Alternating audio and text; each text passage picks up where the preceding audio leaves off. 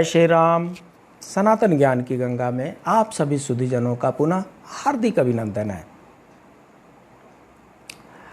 चैत्र का महीना चल रहा है और चैत्र के महीने में भगवान श्री राम का भी जन्म दिवस है, जिसको रामनवमी के रूप में हम सेलिब्रेट करते हैं। अवतरण दिवस है, प्राकट्य दिवस है। और हनुमान जी का भी प्राकट्य दिवस है। चैत्र मास के शुक्ल पक्ष के पूर्णिमा के दिन हनुमान जयंती हम सेलिब्रेट करते हैं। तो आज का जो प्रसंग है वो है हनुमान जी का कर्जा। हनुमान जी का कर्जा, पता है किसने लिया है हनुमान जी से कर्जा? भगवान श्री राम ने लिया है।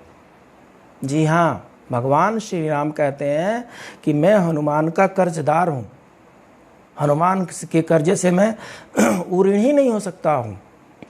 ऐसा ही कुछ चर्चा है। होता ये है कि लंका विजय करने के पश्चात अयोध्या नगरी में राज्याभिषेक हो जाता है भगवान श्री रामचंद्र जी का।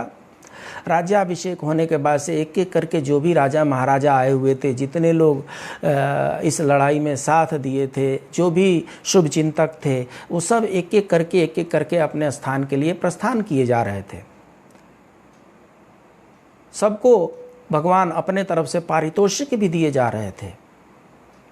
सुग्रीव जी को किष्किंधा नगरी का राजा बना दिया गया, विभीषण जी को लंका का राजा बना दिया गया, अंगद को युवराज बना दिया गया। और इस तरीके से जितने लोग उस लड़ाई में शामिल हुए थे सबको कुछ न कुछ पद प्रदान किया गया। अयोध्या नगरी में चर्चा चल रही थी कि सब लोग अपने अपने पद लेकर के अपने अपने स्थान पर प्रस्थान कर गए। हनुमान जी तो यहीं पे हैं, हनुमान जी से कौन कहे। चर्चा करते करते और सबसे पहले जो नाम आता है वो ये आता है कि माता कहें कि हनुमान जी आप भी कुछ ले लीजिए और यहाँ से प्रस्थान कीजिए। तो सबसे पहला जो नंबर आता है वो माता सीता का आता है। तो सीता जी लोग, चर्चा ये होती है कि माता सीता ही कहें कि हे हनुमान जी आप अपने जगह के लिए प्रस्थान करें। तब माता बोलती हैं, मैं तो लंका में बिकल पड़ी थी, मेरा तो एक एक दिन एक कल्प के समान बीत रहा था। वो तो हनुमान जी थे जो प्रभु की मुद्रिका लेकर के आए और उन्होंने मुझे ढाढ़स बढ़ाया कि भगवान श्री राम अपनी वानरी सेना के साथ आएंगे, इस असुर का संहार करेंगे और आपको ले जाएंगे। तब मेरे जान में जान आया। मैं तो अपने बेटे से बिल्कुल नहीं कहूँगी अयोध्या छोड़कर जाने के लिए, आप किसी और से बुलवा लो। इसके बाद से बारी आई लखनलाल जी की। तो लक्ष्मण जी ने कहा, मैं तो लंका के रणभूमि में वैसे ही मरणासन पर पड़ा हुआ था। ये जो लक्ष्मण दिख रहा है ये हनुमान जी के लाए हुए संजीवनी बूटी का ही ये शरीर है। पूरा रामदल विलाप कर रहा था। मैं कैसे बोल सकता हूँ जिस व्यक्ति के लक्ष्मण बूटी लाने से मैं जींदा हूँ, जिसका कर्जा मेरे शरीर पर पड़ा हुआ है, मैं कैसे बोलूँ, किस मुंह से मैं बोलूँ कि हनुमान जी आप अयोध्या छोड़ करके चले जाएं? मैं नहीं बोल सकता हूँ, आप किसी और से बुलवा लो। उसके बाद से भरत जी की बारी आई कि भरत जी बताएं हनुमान जी को कि बहुत ज़्यादा समय रुक गए, अब आपको अपने जगह के लिए प्रस्थान करना चाहिए। अरे पूछिए मत, भरत जी को जैसे कहा गया भरत जी फूट फूट करके रोने लगे। भरत जी ने कहा कि राम जी को अयोध्या से निकलवाने का कलंक तो वैसे ही मेरे सर पे चढ़ा हुआ है, और एक हनुमान जी से बुलवा करके एक दूसरा कलंक मेरे कंधे पर डलवा दो ना, मैं ये काम नहीं करूँगा। एक कलंक ऑलरेडी मेरे सर पे है राम जी को अयोध्या से निकलवाने का, ये हनुमान को अयोध्या से निकलवाने का कलंक मैं नहीं लेने वाला हूँ।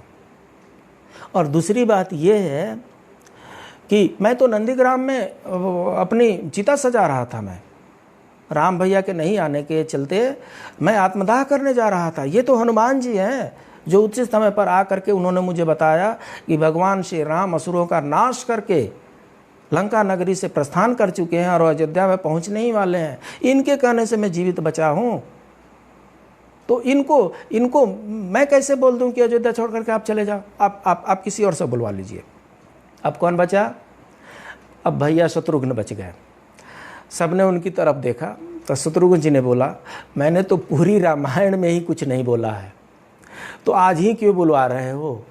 और वो भी हनुमान जी को अयोध्या से निकलने के लिए, जिन्होंने माता सीता, भैया लखन, भैया राम, भरत भैया, सबके प्राणों को संकट से उबारा, उनके लिए मुझसे बोल रहे हैं कि इनको दिखवा दो, भेजवा दो।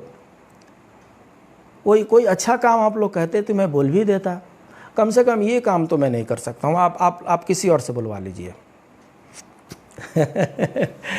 फाइनली घूम फिर करके बातें जो है रघुकुल शिरोमणि भगवान श्री रामचंद्र जी के पास आ जाता है। माता सीता बोलती हैं, आप हैं तो उदारचरित और सबसे बड़ी खुल करके बातें कर लेते हैं, लेकिन जब हनुमान को विदाई की बारी आती है तो आप संकुचा जाते हैं।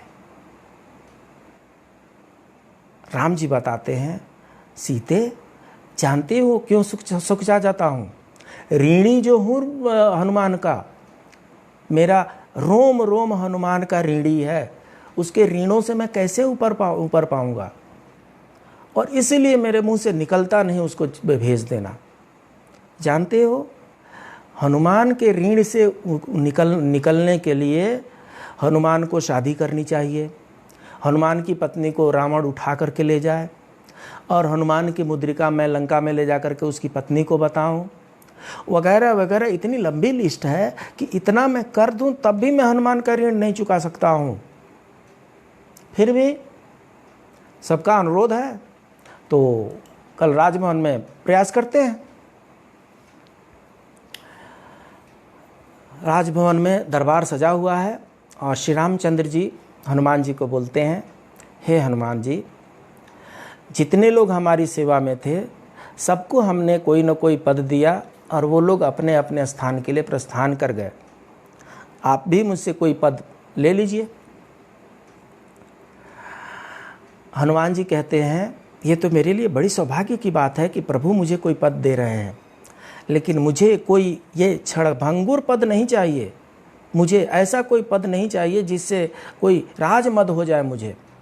मुझे ऐसा पद चाहिए जिससे मैं भगवान श्री राम की चरणों में पड़ा रहूं। और आप तो कहते हैं कि मैं आपको लक्ष्मण से दुगुना प्यारा हूं। भगवान श्री राम कहते हैं, हाँ आप हैं, तो अगर मैं आप भगवान भैया लक्ष्मण से दुगुना प्यारा हूं तो मुझे तो 2 पद चाहिए। बाकी लोग भी कहते हैं, हनुमान जी ठीक ही कह रहे हैं, हनुमान जी ने ज़्यादा सहायता की है, इनको 2 पद मिलना चाहिए। राम जी कहते हैं, ठीक है 2 पद आपको हम दे देते हैं, मांगिए आपको क्या 2 पद चाहिए। हनुमान जी भगवान श्री राम के दोनों चरणों को पकड़ लेते हैं और कहते हैं, हे भगवान, मुझे तो यही 2 पद चाहिए। पद में चरण होता है, मुझे तो यही 2 पद चाहिए, मुझे इन्हीं 2 पदों के साथ रहना है और आप मुझे इन 2 पदों से अलग ना करें। ऐसे हैं हनुमान जी। और इस हनुमान जी का हैप्पी बर्थडे चैत्र मास के शुक्ल पक्ष के पूर्णिमा के दिन मनाया जाता है। हम सब भी इनका इसी तरीके से सेलिब्रेशन करेंगे। तो इस तरीके से हनुमान जी का कर्जा जो है भगवान श्री राम पर और पूरे राम दरबार पर रहता है। फिर मिलते हैं एक नए टॉपिक के साथ, तब तक के लिए जय श्री राम।